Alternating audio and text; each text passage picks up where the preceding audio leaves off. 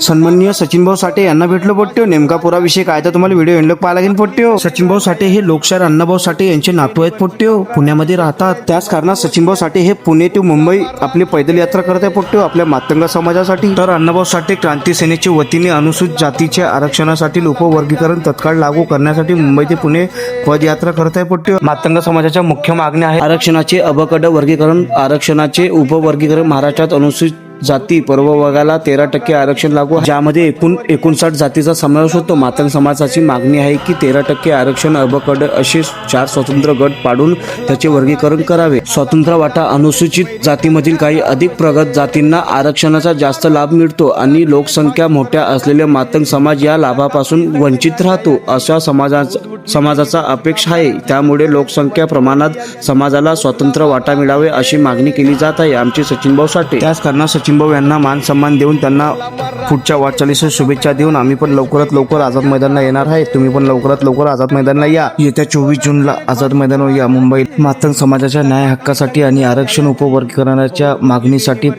भव्य पदयात्रा समाजाच्या हक्कासाठी, न्यायासाठी आणि आवाज बुलंद करण्यासाठी मोठ्या संख्येने सहभागी व्हा. जय लवजी, जय अण्णाभाऊ साठे. जय भीम, जय शिवराय, जय महाराष्ट्र.